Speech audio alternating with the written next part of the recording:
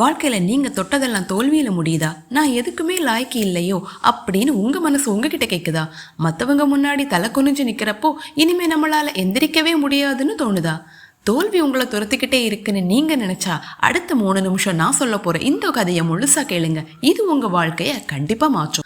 ஒரு ஊர்ல ஒரு விவசாயி இருந்தான். அவன் என்ன செஞ்சாலும் அதுல நஷ்டம் தோல்வி மட்டுமே கிடைச்சது.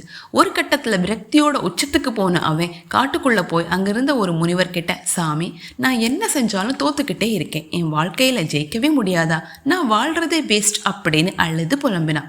அந்த முனிவர் சிரிச்சுக்கிட்டே அங்கிருந்த 2 செடிகளை காட்டி ஒரு கதையை சொன்னாரு. மகனே, இந்த தரையில நான் சீன மூங்கில், அதாவது சைனீஸ் பேம்பு விதையையும் ஒரு புரணி தாவரத்தோட விதையையும் ஒரே நாள்ல தான் விதைச்சேன்.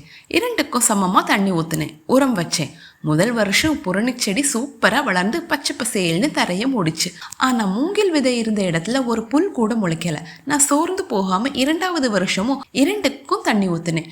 புரணி இன்னும் அழகா வளர்ந்தது. ஆனா மூங்கில் ஒரு சின்ன மாற்றம் கூட இல்லை. இப்படியே 3 வருஷம் 4 வருஷம் ஆச்சு. புரணி காடே அழகா மாறிடுச்சு. ஆனா மூங்கில் விதை போட்ட இடத்துல ஒரு சிறிய அசைவு கூட இல்லை. மற்றவங்களா இருந்தா அந்த விதை செத்து போச்சுன்னு கைவிட்டிருப்பாங்க. ஆனா நான் 5வது வருஷமும் தொடர்ந்து அதுக்கு தண்ணி ஊத்துனேன். அப்போ ஒரு அதிசயம் நடந்தது. 5வது வருஷத்தோட ஒரு நாள் அந்த மூங்கில் விதை தரையை தொலைச்சிக்கிட்டு வெளியே வந்தது. வந்த அடுத்த 6 வாரத்துல அது 90 அடி உயரத்துக்கு பிரம்மாண்டமா வளர்ந்து நின்னுச்சு. முனிவர் அந்த விவசாயிய பார்த்து கேட்டார், அந்த மூங்கில் மரம் 6 வாரத்துல தான் 90 அடி வளர்ந்ததா? விவசாயி சொன்னா, ஆமா சாமி.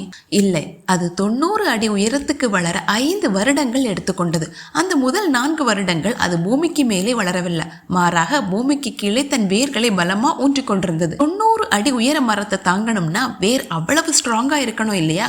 உங்க வாழ்க்கையும் இப்போ அப்படித்தான் இருக்கு. நீங்க முயற்சி செஞ்சும் உங்களுக்கு தோல்வி மட்டுமே கிடைக்குதுன்னா கடவுள் உங்களை கைவிடல. பிரம்மாண்டமான ஒரு வெற்றியை நீங்க அடைய போறீங்க. அதுக்காக உங்களோட வேர்களை அவர் ரொம்ப பலப்படுத்திக்கிட்டே இருக்காருன்னு அர்த்தம்.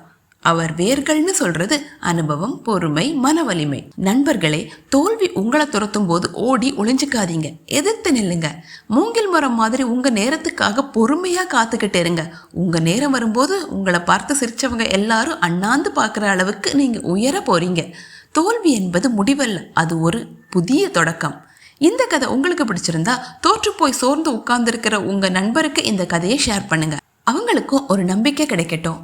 மேலும் இது போன்ற வீடியோக்களுக்கு நம்ம சேனலை சப்ஸ்கிரைப் பண்ணுங்க. வீடியோ பிடிச்சிருந்தா லைக் பண்ணுங்க, ஷேர் பண்ணுங்க, மறக்காம சப்ஸ்கிரைப் பண்ணுங்க. மீண்டும் இதே போல ஒரு நல்ல வீடியோல சந்திக்கலாம். நன்றி, வணக்கம்.